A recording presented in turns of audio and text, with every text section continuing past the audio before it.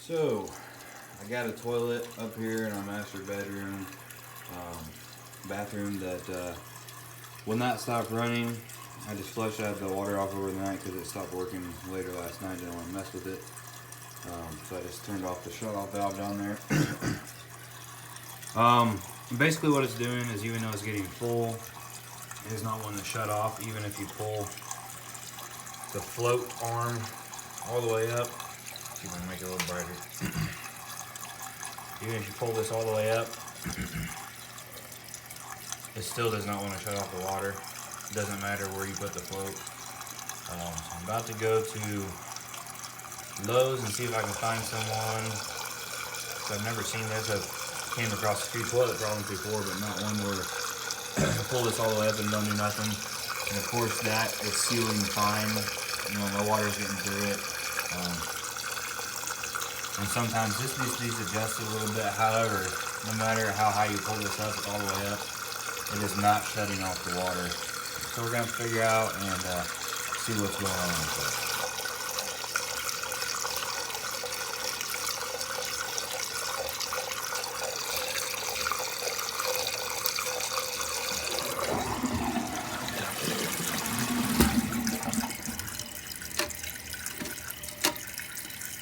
Alright, so I just got back from Lowe's. This is what they recommended me, is just to buy a whole new, I guess they call it the toilet fill valve. I've always just called it a floater, but I guess everything's all in one. Like I said, I don't know a lot about toilets. So hopefully this video ends up helping you as I'm learning myself, because I don't know anything about toilets at all. This was $11.99. I had one a little bit cheaper. Doesn't really matter to me. I just went ahead and got the one that cost a little bit more. It looks like it had more stuff in it, and I don't know, but the brands were the same. Anyway, oh well. This one's supposed to be able to help you save water by balancing something about the water in the bowl and everything with the water up in the tank. So we're gonna see. I'm gonna get this open and check it out here. Everything that's in here is the main piece itself. Came with a new hose here. That's supposed to be a little adjuster to balance the water between the tank and the bowl. And then some little fittings. So what I'm going to do is try to work and get this out. So first I'm going to have to turn off the water again down there after I turned it on. I used the toilet earlier. And then I'm going to flush it and drain out all the water. Make sure it's off. Down there. I think I have it off.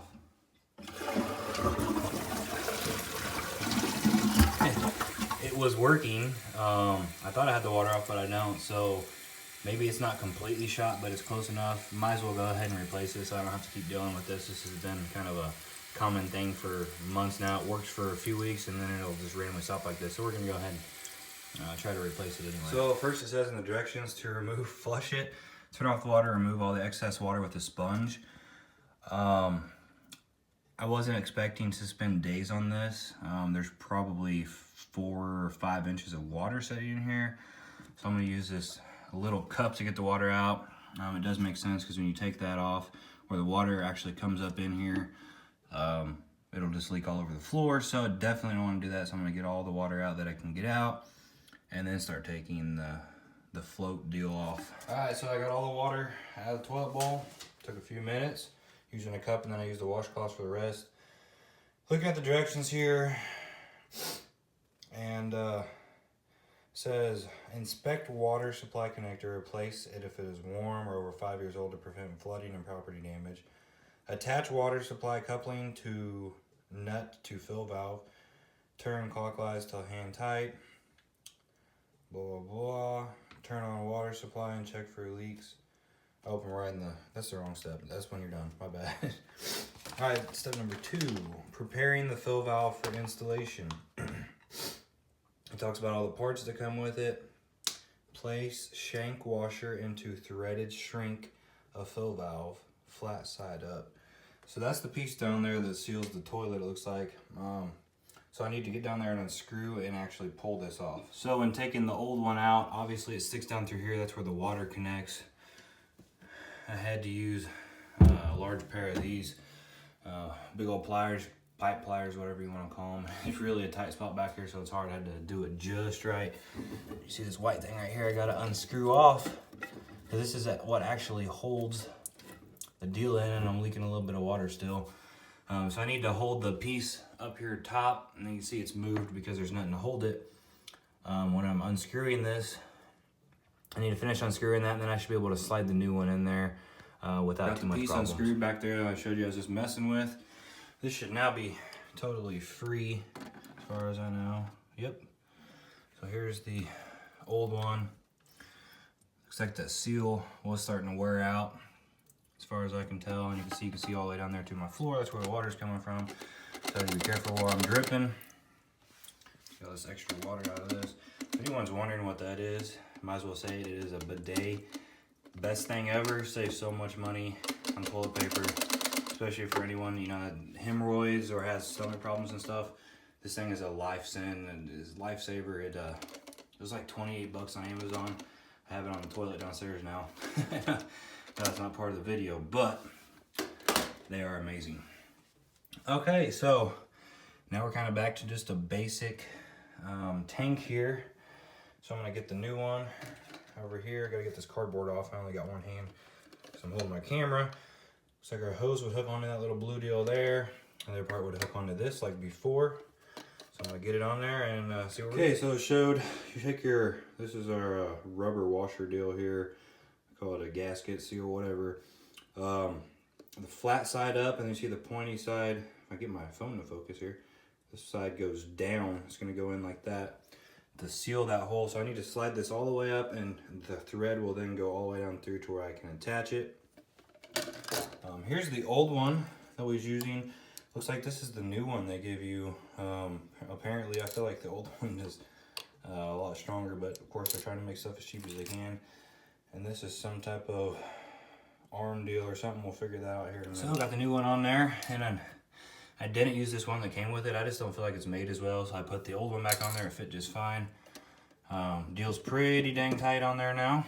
Should be able to grab our hose. And I even know I said I paid more for this little deal. I have no idea how to use it now. There's a plus and minus, and it has to do with how much water stays in here compared to the bowl.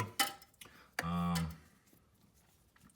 I might slide it just back just a little bit or something. It's kind of out of my way. Anyway, so I'm gonna hook my hose on here. It looks like it, you know, it'd go on here, and then the other part would hook onto here.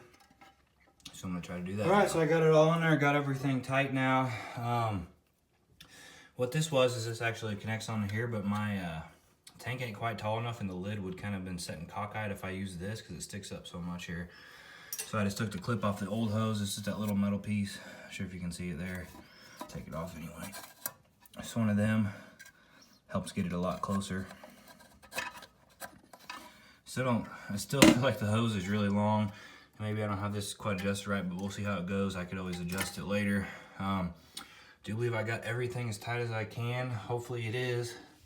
Now I gotta take this water supply, and I gotta hook it back up on here.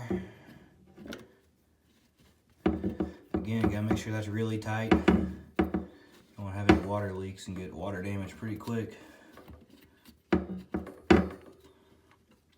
As soon as I get all this tight, and then I'll check it again with pliers that I got. Make sure it is all really tight. Don't want to over tighten it because it is plastic crap they make. But then I'll go down there to my valve and I'll turn the water back on. Make sure and check these are really tight. I'm gonna turn that on and see what. All right, so I checked, make sure everything's tight. I'm gonna reach down here. Hopefully no water sprays out anywhere.